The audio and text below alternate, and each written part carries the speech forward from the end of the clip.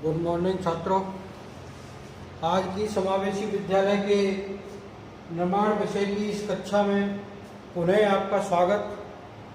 बात कर रहे थे हम समावेशी शिक्षा की। कल आपने देखा समावेशी शिक्षा का अर्थ, भारत में समावेशी शिक्षा का विकास कैसे हुआ। आज हम बात करेंगे एक नए बिंदु की, उसका नाम समावेशी शिक्षा की विशेषताएं, कैरेक्टरिस्टिक्स ऑफ इंक्लूसिव एजुकेशन। क्योंकि कोई भी शिक्षा या कोई भी बिंदु या कोई भी जो पॉइंट्स होता है उसकी कुछ न कुछ विशेषताएं निर्धारित की जाती हैं। समावेशी शिक्षा की भी कुछ अपने में कुछ विशेषताएं हैं।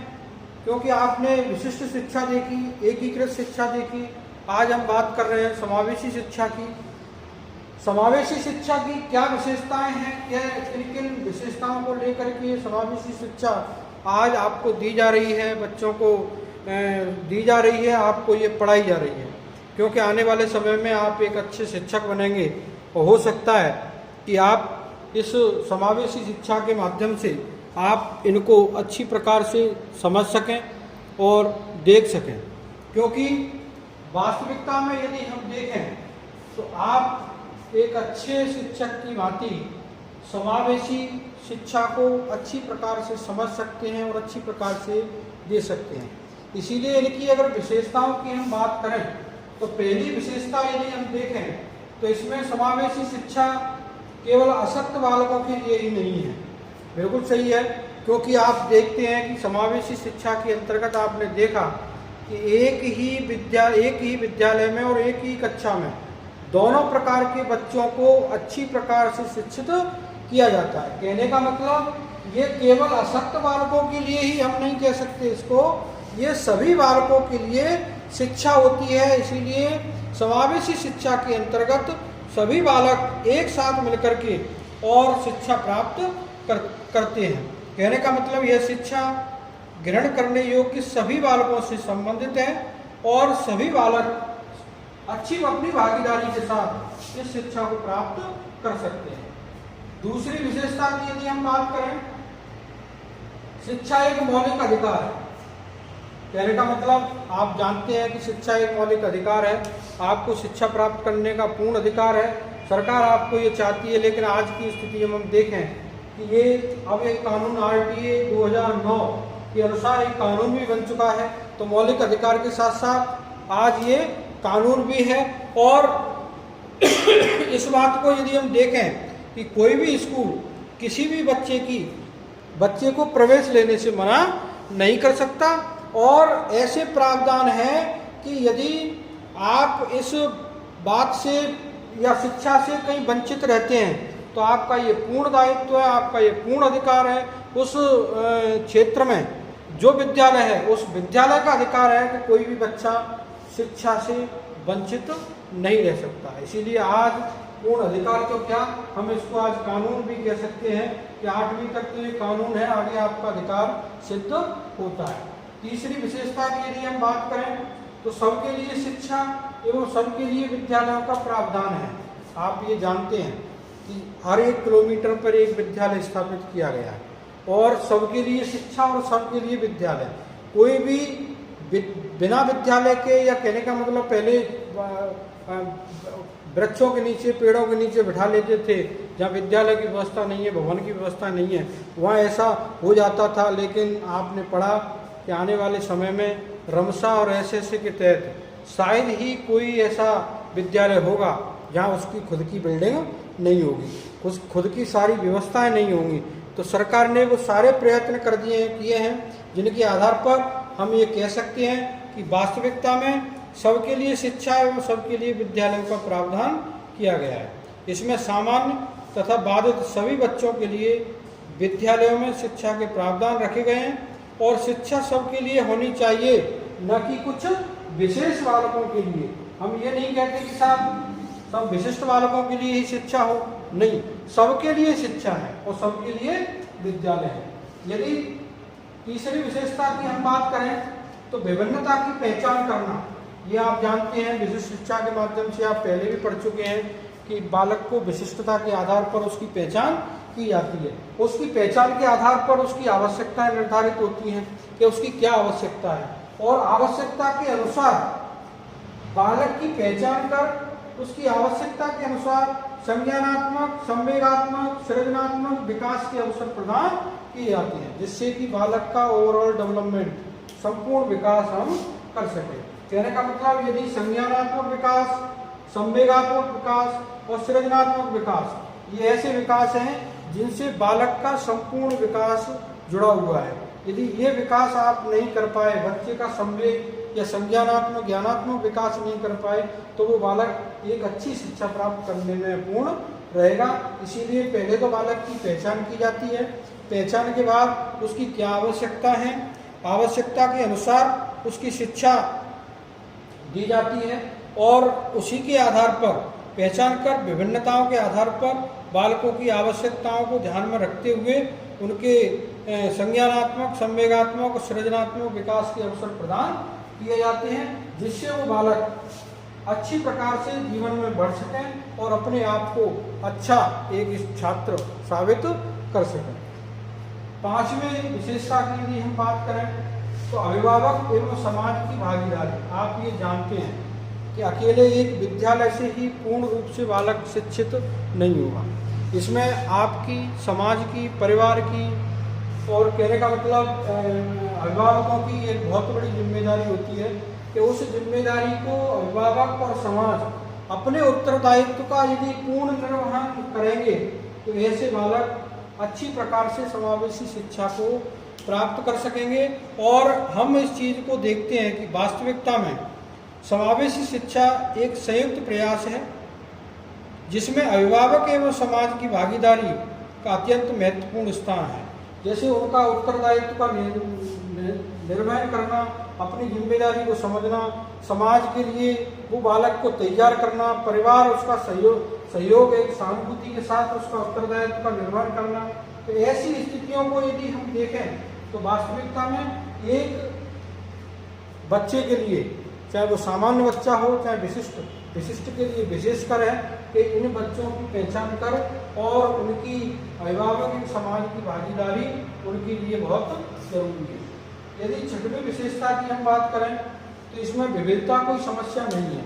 आप ये जानते हैं कि हमारा समाज ऐसे कुछ विचारधाराओं से जुड़ा हुआ है कि उनमें विभिन्न प्रकार के लिंग, धर्म, जाति, भाषा, संस्कृति, सामाजिक, शारीरिक और मानसिक अंतर, ये सारी चीज़ों की कुछ विविधताएं उनके अंदर दृष्टिगत गोचर होती हैं।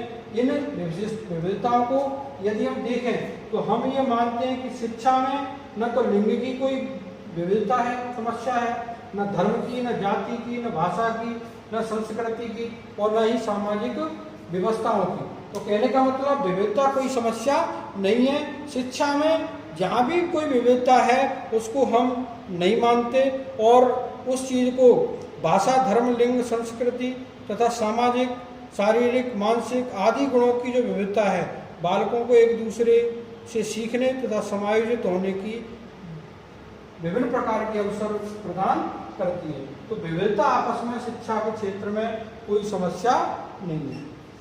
अगली विशेषता की बात करें तो सामान्य तथा विशिष्ट शिक्षा में निकट संबंध होता है। सामान्य शिक्षा और विशिष्ट शिक्षा, आप जानते हैं कि सामान्य शिक्षा में औपचारिक और अनौपचारिक दोनों प्रकार की शिक्षाएं आ जाती हैं और दूसरी विशिष्ट शिक्षा जो कि विशिष्ट बालकों के लिए दी जाती है।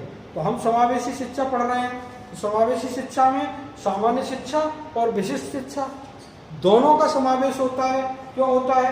क्योंकि दोनों प्रकार के बच्चे एक ही कक्षा में अध्ययन करते हैं, इसीलिए इन दोनों में क्या है, निकट संबंध है कि जहाँ जिस शिक्षा की आवश्यकता होती है उसी शिक्षा को बालक को प्रदान किया जाता है। जहाँ विशिष्ट शिक्षा की आवश्यकता है उसको विशिष्ट शिक्षा और जहाँ सामान्य शिक्षा की आवश्यकता है उसको सामान्य शिक्षा। तो इन दोनों में क्या है आपस में, क्योंकि हम समावेशी शिक्षा की बात कर रहे हैं तो इन दोनों में आपस का एक निकट संबंध है।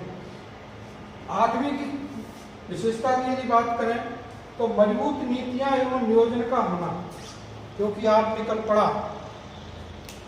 कि भारत में जब समावेशी शिक्षा के विकास की हम बात कर रहे थे तो उस समय आपने देखा कि चाहे वो राष्ट्रीय नीतियां हों या राज्य नीतियां हों, उन्होंने जो नियम बना दिए हैं, जो कार्य निर्धारित कर दिए हैं, उनको मजबूती के साथ निभाया गया है और मजबूती के साथ जोड़ा गया है। क्योंकि समावेशी शिक्षा पद्धति में राष्ट्रीय नीतियां या राज्य नीतियां मजबूत एवं स्पष्ट हैं और इनका नियोजन सफलतापूर्वक किया गया है। इनका नियोजन सफलतापूर्वक किया गया और इनमें कहीं भी कोई रुकावट नहीं है। अगर कहीं कोई रुकावट आती है तो सरकार उन नीतियों का समीक्षा करती है और उनमें नियम परिवर्तन या जो भी इनोवेशन की आवश्यकता होती है उनको करती है। क्योंकि आपने देखा कि राष्ट्रीय नीतियाँ जितनी भी बनी उनमें समय समय पर संशोधन हुए और संशोधन होते हुए हमारे लिए वो शिक्षा के लिए एक अच्छी नीतियाँ साबित हों, ये सारे कार्य करने पड़ते हैं। तो कहने का मतलब मजबूत नीतियाँ एवं नियोजन का होना, चाहे वो राष्ट्रीय नीतियाँ हों या राज्य नीतियाँ हों, जो नीति बनी जिस क्षेत्र की बनी, जिस बालक की बनी, चाहे वो विशिष्ट बालक हो या सामान्य बालक हो, वो नीतियाँ अपनी अच्छी प्रकार से नियोजित होती हैं। अगली विशेषता की यदि हम बात करें, शिक्षा के समान अवसर, क्योंकि आपने ये देखा कि विशेषकर हम समावेशी शिक्षा के विषय में यदि बात करें तो वास्तविकता में यहाँ पर सामान्य बालक और विशिष्ट बालक दोनों प्रकार के बालक आपस में मिलकर के शिक्षा प्राप्त करते हैं। तो शिक्षा के कैसे अवसर हैं? समान अवसर हैं। तो कहने का मतलब सभी को आत्मनिर्भर बनने के समान अवसर हैं। कोई भी किसी भी क्षेत्र में अपने आप को आत्मनिर्भर बना सकता है, कहीं कोई किसी को अंतर नहीं है। ये अपनी योग्यता और क्षमता के अनुसार है कि वो किस क्षेत्र में आगे जाना चाहता है और किस क्षेत्र में उसका अनुभव है और किस क्षेत्र में वो रुचि रखता है, उस क्षेत्र में ही वो आत्मनिर्भर बनने की कोशिश करता है। ठीक है। यदि हम 10वें विशेषता की बात करें, उपयुक्त वातावरण का निर्माण, आप ये पहले भी पढ़ चुके हैं, क्योंकि एक अच्छा वातावरण ही शिक्षा के लिए विशेष जरूरी है। यदि हम देखें तो सारे बच्चे एक जगह रह करके एक अच्छा वातावरण बना करके और शिक्षा को प्राप्त करते हैं, और ऐसी स्थिति में यह विशिष्ट बालकों को प्रभावी वातावरण उपलब्ध कराती है, जिसमें कि सामान्य बालकों के समान विशिष्ट बालक भी अपना जीवन यापन अच्छी प्रकार से कर सकते हैं। मतलब जीवन यापन इस वातावरण में अच्छी प्रकार से कर सकते हैं। क्यों कर सकते हैं? क्योंकि ये वातावरण कैसा दिया जा रहा है? उपयुक्त वातावरण। उपयुक्त वातावरण का निर्माण की इसकी एक विशेषता है कि ये समावेशी शिक्षा बालकों के लिए एक उपयुक्त वातावरण का निर्माण करती है, जिसमें वो अच्छी प्रकार से शिक्षा प्राप्त कर सकते हैं। तो प्रिय छात्रों, ये आपने ये देखा कि वास्तविकता में वातावरण शिक्षा के क्षेत्र में या बालक के विकास में बहुत भूमिका निभाता है, अपनी अहम भूमिका निर्वहन करता है। इसीलिए बालक के अच्छे जीवन यापन के लिए एक अच्छे वातावरण का होना विशेष जरूरी है। आगे की विशेषता की हम बात करें तो इसमें सहयोग की भावना का विकास। आपने देखा कि सामान्य बालक और विशिष्ट बालक समावेशी शिक्षा के विशेष अंग हैं, और ये जो अंग एक ही कक्षा के अंदर जब इनका अध्ययन किया जाता है, इनको अध्ययन कराया जाता है, शिक्षा दी जाती है, तो इनमें आपस में किसकी भावना विकसित हो जाती है? सहयोग की भावना। क्योंकि इसकी ये विशेषता है कि जब हम बालकों को एक ही जगह एक ही स्थिति में जब हम शिक्षा दे रहे हैं तो उनमें आपस में सहयोग की भावना का विकास अपने आप हो जाता है। तो प्रिय छात्रों, जब आपने देखा कि दोनों बालक, चाहे वो विशिष्ट बालक हों चाहे वो सामान्य बालक हों, एक ही जगह पर जब आपस में शिक्षा प्राप्त करते हैं तो उनमें सहयोग की भावना का विकास हो जाता है। अगली विशेषता की यदि हम बात करें तो सामान्य बालक और विशिष्ट बालक दोनों को महत्वपूर्ण समझना। कहने का मतलब हम जब आपने ये पहले देखा कि ये विकलांग बालकों को समाज में बड़ी हेय दृष्टि से और उनको अपमानित तरीके से देखा जाता था, ऐसी स्थिति में यदि हम वास्तविकता में देखें तो आज इन बालकों को दोनों को महत्वपूर्ण समझा जाता है। एक ही जगह शिक्षा दी जाती है, समावेशी शिक्षा के आधार पर इनको अध्ययन कराया जाता है, तो इनमें कहीं कोई अंतर नहीं समझा जाता। तो इन विशेषताओं को यदि हम बात करें तो वास्तविकता में समावेशी शिक्षा इन विशेषताओं के तहत शिक्षा देती है, और हमारे जो समावेशी विद्यालय हैं, समावेशी शिक्षा है, वो अपनी प्रगति की तरफ ध्यान देती है। तो छात्रों, आज आपने देखा समावेशी शिक्षा की कौन कौन सी विशेषताएं हैं और किस प्रकार से वो कार्य करती हैं। यदि हम इस चीज़ को ध्यान से देखें तो ये विशेषताएं ही समावेशी शिक्षा के अंतर्गत उन बालकों के विकास का एक अच्छी प्रकार से मार्गदर्शन तैयार करती है। तो हम ये कह सकते हैं कि एक समावेशी शिक्षा का अच्छा कहने का मतलब देने की व्यवस्था उसकी इन विशेषताओं पर निर्भर करती है। धन्यवाद।